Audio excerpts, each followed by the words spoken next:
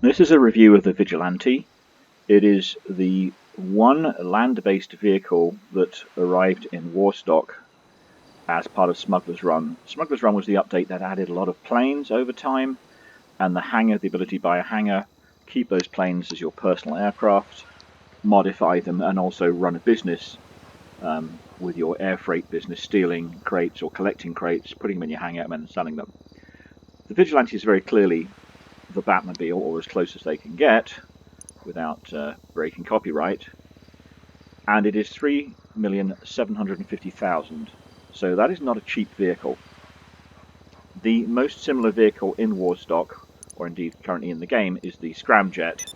The Scramjet looks quite different, but has the same features of a rocket boost.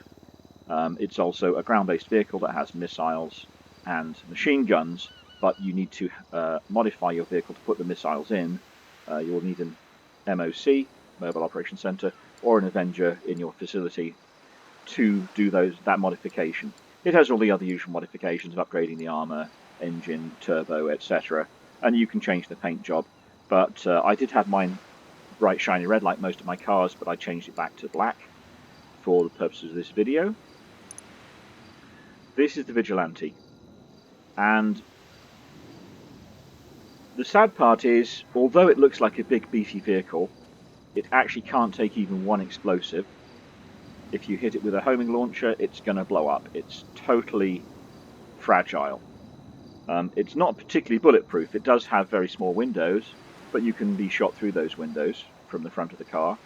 From the back, you can't be shot, but then you can't be shot from the back of a Kuruma, and the Kuruma is a great deal cheaper. It's quite noisy.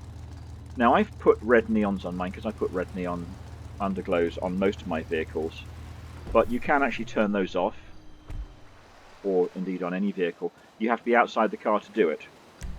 You go into your vehicle menu, and vehicle remote functions. You have to turn the engine on, and that turns on the headlights and the neon lights, and now you can turn the neon lights off.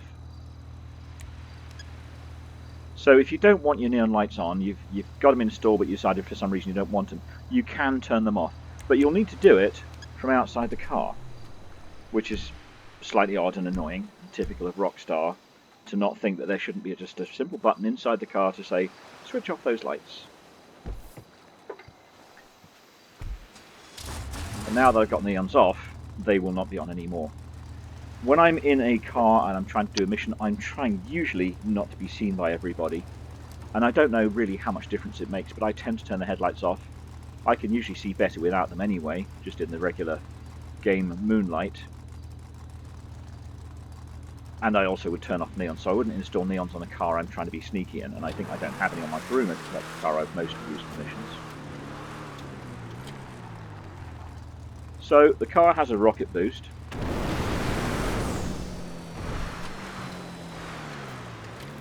But it doesn't have a jump like the Scramjet, which is why I think the Scramjet's better.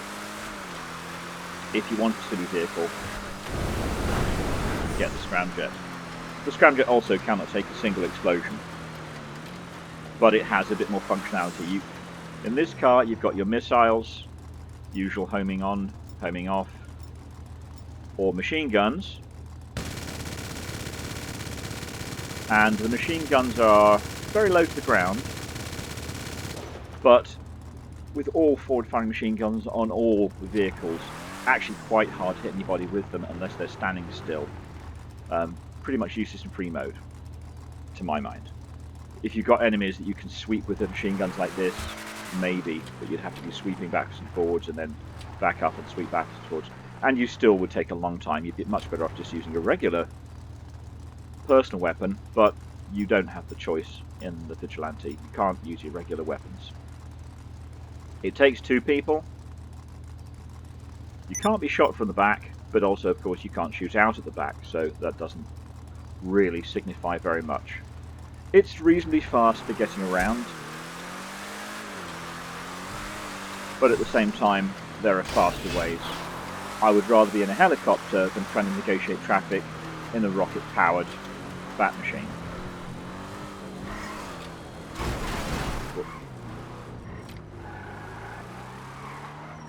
Yeah. You get 30 missiles with the missile launcher.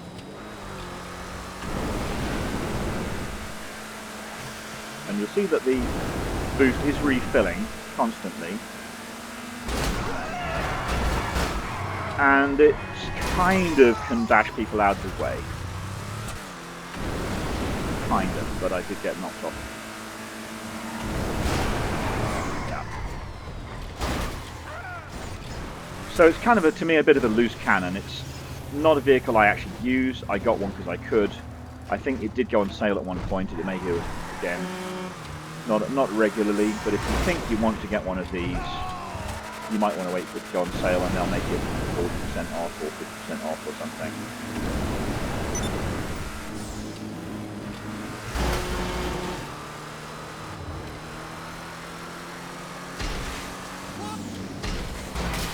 Also, if you blow somebody up and they're directly in front of you, because this car can't take explosives, you're actually quite likely to blow yourself up. And as you see, as it's not homing in on anybody because these guys aren't enemies, it's not actually being very effective at hitting them. Let's get right up behind somebody.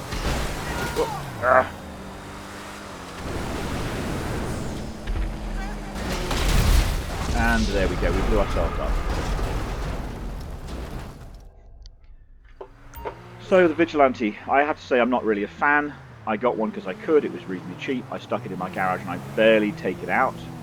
It's just one of those things I take out when I want to be silly, and you'll end up usually smashing yourself into something or blowing somebody up, blowing yourself up at the same time. But some people love it, they think it's wonderful, they think it works really well for missions. Get one if you want one.